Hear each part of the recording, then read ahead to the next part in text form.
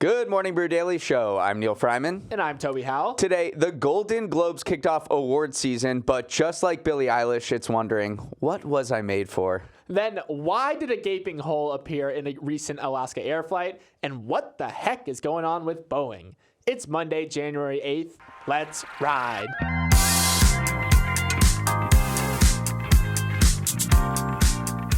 A lot happened this weekend, but nothing was more bizarre than a man in Alabama who crashed his car outside a Bass Pro Shop, took off his clothes, and then cannonballed into the giant aquarium inside the store, after which he was promptly arrested. Toby, did you see this? Yes, I saw it, and I wish I could unsee it. But you know what? Bass Pro Shop is what America was meant to be. Camo, fishing, naked drunk dudes. There we are in a nutshell. But seriously, if you have not seen this, please, this is your final warning. Do not Google it. Just don't. Before we cannonball into the show, we have a quick word from our sponsor, Veeam. Neal, I want you to think about the early days at the Brew. Okay, the WeWork days. I'm there. Imagine how disruptive a cyber attack would have been back then. No amount of free cold brew could have saved us if something bad happened to our data. I can tell you that. Exactly, and that's why Veeam is so clutch. It has multi-layered protection that keeps your data secure and your business running. And it works for enterprise-sized businesses too. So even if you're not in a WeWork pounding cold brew, you should check out Veeam. Ah, the good old days. Head to veeam.com today to discover more. That's VEEAM.com today. Our top story of the day will blow your doors off, but not in a good way. This weekend, a clip started circulating online of an Alaska Airlines flight that had to make an emergency landing shortly after takeoff because a door plug popped off while the plane was in the air. No one was seriously injured on the 177-person flight, but the videos documenting the gaping hole in the aircraft were surreal to say the least. Once again, it's a familiar aircraft at the center of the latest controversy, the Boeing 737 MAX. The day after the accident happened, the FAA ordered the grounding of all 171 Boeing 737 MAX planes with the same door part, and the National Transportation Safety Board has just begun its investigation into the causes of the breach. One major win, the door plug has been found in the backyard of a Portland, Oregon area teacher, which should help determine the cause of the failure. Neal, what is going on with Boeing? Remember, two crashes involving an earlier version of the MAX killed 346 people back in 2018 and 2019, and now we have doors blowing off mid-flight. This looks like a company that has fostered a culture that puts profits ahead of safety concerns. That is the big question, but to me, the first thing I thought of was this could have been so much worse. This plane was still climbing. It was at an altitude of 16,000 feet, which is still very high, but not at a cruising altitude of 38,000. People probably still had their seatbelts on. So if this happened at cruising altitude, it's likely that people would not have made it out okay. Meanwhile, this is a plug for the emergency exit. And when Boeing sells this plane to airlines have the choice to put more seats in that row with an emergency exit. Alaska decided not to, so there was nobody sitting right where this door blew off. So it's just a matter of luck that no one got hurt. I just can't even imagine what it was like being on this plane. This is your worst nightmare. When you get on a plane, you're like, the one thing I don't want to happen is for the windows to be rolled down. Yeah, no, absolutely. The crazy part that I've seen too is that the two people that were supposed to be sitting closest to where the door blew out didn't make their flight. They missed their flight for whatever reason. So there's this theory going around online right now. It's called the burnt toast theory, which is that minor inconveniences in your life, like burning your toast, are actually potentially protecting you from a worse situation. So someone commented who said, I was supposed to be sitting on that flight. She said, that's exactly what happened to me. Something inconvenience happened in my life. I missed my flight, and now I'm so thankful for it. That is wild. But let's talk about Boeing. So Boeing stock is down 8% this morning.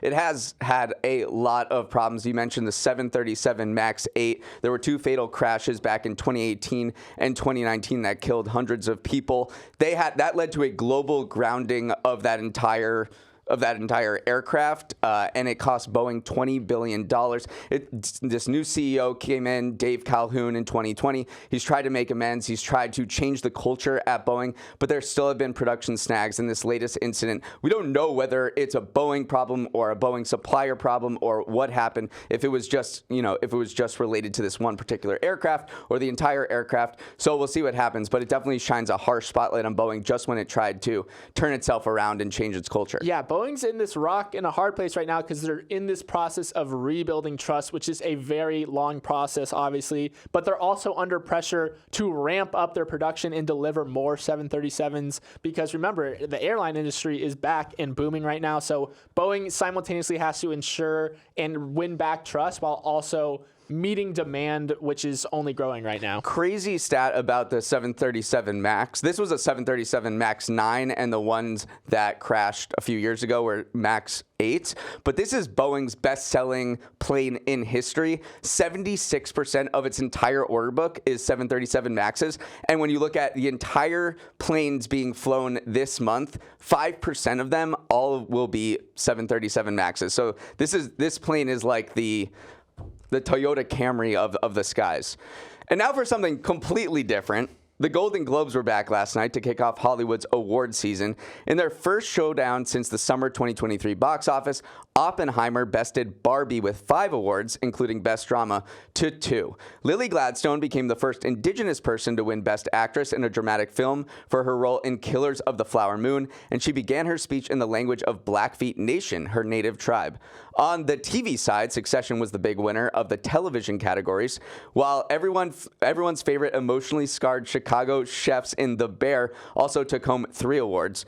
But the most talked about clip of the whole night was probably the death stare Taylor Swift gave host Joe Coy after his joke about her attending NFL games fell flat. His entire monologue was pretty painful, which he blamed on his writers and the fact that he was only asked to host the show 10 days ago. Still, the Golden Globes happened, and that's somewhat of an achievement since it wasn't clear whether this show would even exist 2 years ago. Yeah, remember, the Golden Globes almost went extinct 2 years ago. The LA Times had this big investigation that painted the organization as this highfalutin place that required studios to kind of wine and dine voters at 5-star hotels. But then they also found out there wasn't a single black voter amidst the 87-person Hollywood Foreign Press. NBC refused to air the ceremony that year. And then 2023, the Globes were back, but record low ratings. They were down 26% from the year before. And then also, this show marked the first time that the show is back since the Hollywood Foreign Press was disbanded kind of quietly. They sold to a private equity firm as well as Dick Clark Productions.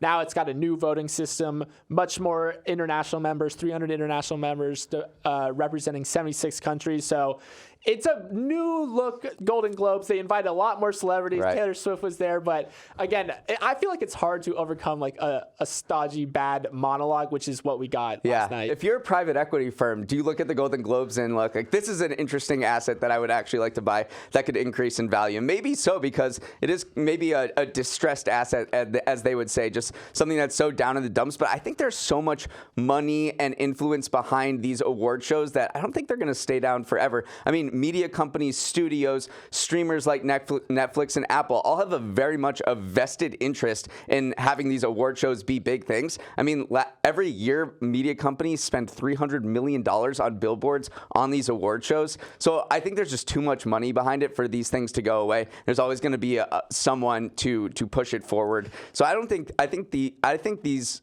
award shows may come out of zombie mode. Yeah, and I think the new categories they introduced this year were really smart. They introduced the Cinematic and Box Office Achievement Award. It means they picked 8 films that have reached at least $150 million at the box office against each other. So it's the John Wicks, the Barbies, the Taylor Swift Eras Tours of the world. These are the movies that people actually see, which has always been the knock on award shows, is that they're a little disconnected from reality. So I think that's a good award to add. Barbie ended up winning that award. And then also the best performance in a stand-up comedy on television.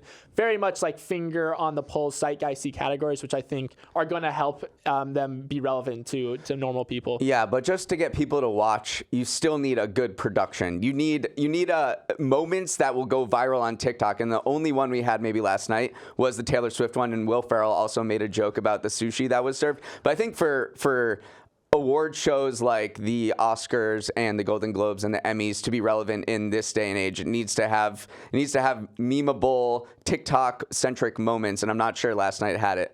I mean, a death stare from Taylor Swift. You don't survive that. That's scary. The White House held a last-minute meeting to discuss potentially delaying a private mission to the moon, but it wasn't because of an Elon tweet or something Jeff Bezos said on a podcast. This launch was called into question because Navajo Nation, the U.S.'s largest Native American tribe, had some misgivings. The mission, named Peregrine Mission 1, is a private commercial venture from Pittsburgh-based Astrobotic, and if successful, would mark the first American-made spacecraft landing on the lunar surface since the end of the Apollo program in 1972. Along with various science experiments, the mission is carrying human ashes from private companies specializing in moon burials called Celestis and Elysium Space, and therein lies the issue for the Navajo.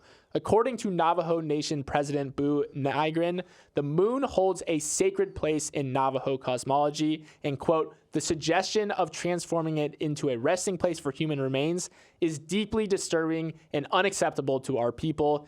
It also raises the question, who controls the moon? Technically, the FAA clears all domestic launches in the U.S., but their jurisdiction obviously remains on U.S. soil. Celestis' CEO thinks no one and no one religion owns the moon, and, quote, if the beliefs of the world's multitude of religions were considered, it's quite likely that no missions would ever be approved. Neal, the mission took off early this morning, so it's already streaking towards its destination, but NASA's increasing reliance on private sector partners to launch payloads to space is only going to cause more of these issues to pop up. Totally. I mean, NASA is now basically just a paying customer. It has a few scientific instruments on this flight going to the moon.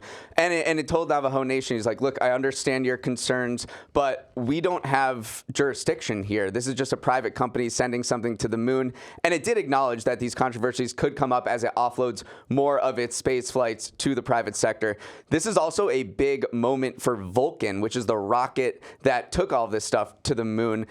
This is the result of a partnership, a company called the United Launch Alliance, and that's a partnership between Boeing and Lockheed, and they've been so far behind SpaceX. So this is a big moment for them to get their new rocket more commercialized. So this is just a lot going on in this moon specific mission. Ashes, Navajo Nation criticism, big moment for NASA's commercialization push. And ULA. Yeah, it's just such a new industry. So even though now it's Navajo Nation that has an issue with lunar mission, it may very well be some other group in a few years.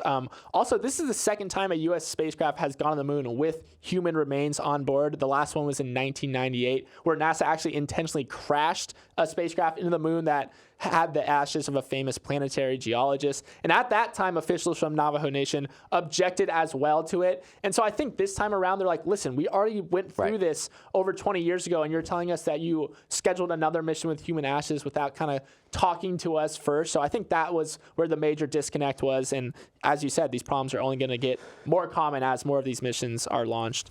All right, Neal, before we jump into the next half of our show, we're going to take a quick break. Welcome to Winners of the Weekend, where Toby and I choose two things that had as much fun this weekend as the naked guy who cannonballed into the Bass Pro Shop aquarium. I won the pre-show Connect 4 game, so I will go first. My winner of the weekend was dating apps, because yesterday, the first Sunday of the year, is widely recognized as the busiest day of the year for swiping. Tinder says that messages typically jump 22%, likes increase 18%, and the average response time is 19.4 minutes faster than an average Sunday. But why? Why this particular day? Here are a few hypotheses. First is that people making dating resolutions every New Year. So the first Sunday is the day you can actually act on those goals. Many singles are also coming right off a holiday break with your family, who was not shy about asking you why your little brother has a girlfriend and you don't. It's cold, enough said. And finally, Valentine's Day is coming up in just over a month, and the thought of a nice romantic dinner may light a fire under your butt to get swiping. So all these factors may conspire to make the first Sunday of the year the Super Bowl for dating apps. It's so interesting because I guess you give people a chance to reflect on what's missing in their lives, and that makes them spend more time on the dating apps. I would have thought it almost would have been the opposite, where you kind of take stock and say, all right, maybe these are not the place where I'm going to find the love of my life, but maybe you're just It's the only place these days for many people. I mean, also, I think the winter has a lot to do with it. In general, January and February are the busiest months of the year for dating apps. I will just say, these apps need to figure their stuff out because they're not making money. I mean, Bumble, the Whitney Wolfe Herd, who founded Bumble, left the company last year. The stock is down 81% since it went public. So, and then Tinder is trying to make money any way it can. It just released a $499 a month subscription to its top 1% of power users. So these companies are scrambling. They can't seem to capitalize on all of the traffic on their apps. They just need it to be cold out all the time, and then people will keep swiping. My winner of the weekend is the great American sport of football. Sportigo came out with a report that found the NFL made up 93 of the top 100 broadcast programs last year based on Nielsen ratings. It's further proof that in the age of streaming, the only thing that can consistently drive eyeballs is live sports, especially live sports where people are hitting each other really hard.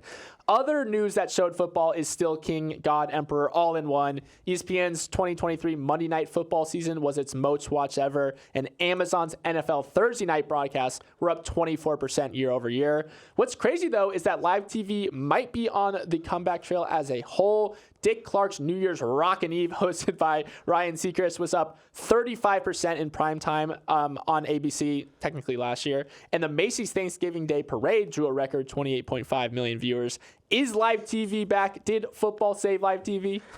Well, you're asking two questions. Is football dominating? Which the answer is yes. And are these legacy institutions like the Macy's Thanksgiving Day Parade, the award shows that we talked about, Dick Clark's New Year's Eve, which is now Ryan Seacrest's show, are those coming back in a significant way? It's tough to say whether this is a blip on the radar or maybe a long-term trend back up. But the question to me is, will the NFL ever get to 100 out of 100 of the top TV broadcasts? This year may be tough because what we saw was the top highest rated show broadcast that was not the NFL was the State of the Union. And when you hear 2024, you hear presidential election. So it's likely that some of the debates or some of the network coverage of the elections might take some spots away from the NFL. But this is just a huge growth. I mean, it was just 5 years ago, the NFL accounted for 61 of the top 100. So it's only increased its hegemony in just the past 5 years. Yeah, it will be very interesting in an election year to see how many of those debates or whatnot steal spots. If I'm another sport, though, I'm feeling a little nervous, though, because you can't even crack the top 100, like golf, tennis, all these other sports that are trying to sign these big television deals as well, and you're not even in the top 100. The NBA was the highest watched NBA broadcast was 120, Game 5 of the finals, and then the World Series was 140, Game 5 of the World Series. So, you know, maybe it's kind of like golf. Like, you have to handicap yourself against yourself, right? You can't. I'm not going to compete against you when I play golf. I'm going to compete against myself. So when you talk about basketball, baseball, all the other sports, they just know that they're in a different league than the NFL, and they just have to compete with themselves and make sure they're growing year over year. You'll beat me, Neal. One of these days, you'll get me. Remember the kid who would always do some shady deals at the lunch table in middle school? Well, that kid grew up to be the art dealer Yves Bouvert, at least according to Russian billionaire Dmitry Rybolovlev. Dmitry is taking the fine art auction house Sotheby's to court, saying they have been working with Bouvert to secretly mark up the prices of some of the most famous art pieces in the world. The suit alleges that Bouvert has pretended to be negotiating deals on Dmitry's behalf, when in reality he was actually acting as a dealer and inflating the prices of the pieces he was the owner of by tens of millions of dollars.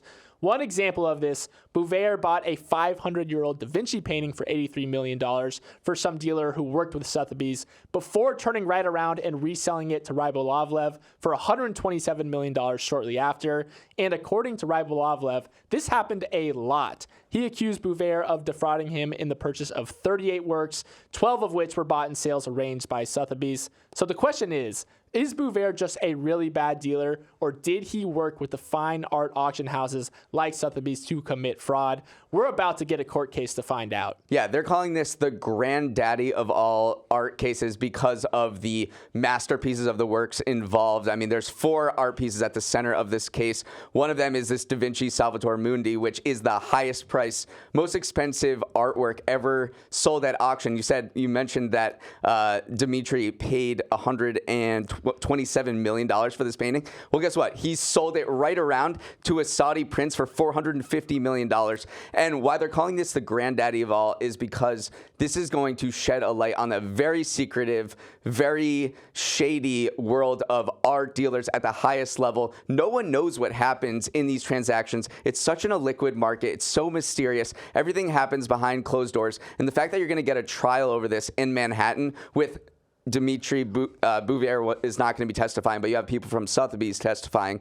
You're going to really get a light shined on what happens with these back secret deals where money is over $100 million are exchanged for an oil painting on canvas. Yeah, it makes me want to ask the question, how can you be overcharged on something like art? If he had bought the pictures for the same price at auction, he wouldn't be saying that he feels defrauded or he feels like he overpaid because, again, art is worth whatever you pay for it, right? And so how can you really say that you've been defrauded out of being paid for something that is inherently worth whatever you pay for it? And I do think you mentioned the Da Vinci painting that sold for $450 million.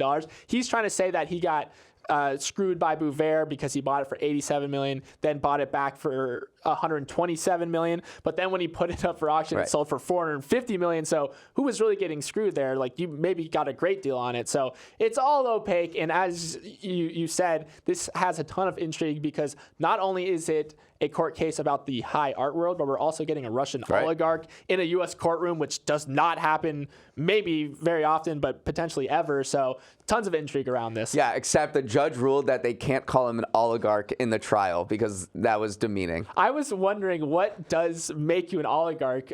Is there like a certain threshold of wealth, or is there a certain threshold of like what industry you get in? Well, he is a fertilizer baron. Mm-hmm. That's kind of interesting. Okay, let's preview the week ahead, which is meaty, a lot to chew on. First up, the crypto equivalent of a new Rihanna album, the first spot Bitcoin ETF, could be approved by regulators this week in what would be a watershed moment for Wall Street's embrace of digital tokens. The hype around these funds, which would allow regular investors to gain exposure to Bitcoin without buying it directly, has driven Bitcoin's price 162% higher over the past year, and that approval by regulators could come in a matter of days. Wall Street is pumped. People who love Bitcoin are pumped, but I think I'd rather get the Rihanna album, honestly, Neal. All right, the world's biggest consumer electronics conference, CES, starts tomorrow in Vegas. If you have a gadget that doesn't include AI, well, you may as well just not show up. Dozens of companies are planning to unveil new products that incorporate AI, from cars to PCs and smartphones, and probably a bunch of other weird stuff you see every year at CES, like vacuum shoes and toilet paper robots. What you won't see at CES: Apple, which has snubbed the event for years, and OpenAI's Sam Altman, who is credited with kicking off the AI craze. I'm pretty excited for CES this year. Remember, the only real AI buzzy hardware we've gotten so far is that pin from Humane, which has kind of fallen short of expectations. So hopefully we see something that gets us more excited for this new age of hardware in AI. Also today, Congress is back in session after its holiday break, and it faces a familiar problem: agreeing to a spending bill to avoid a government shutdown on January 20th. This historically unproductive group of lawmakers, which we've talked about, will have to resolve contentious issues of border security and foreign aid. But leaders took a big step yesterday toward preventing a shutdown by striking an agreement to set top-line spending for 2024 at $1.6 trillion.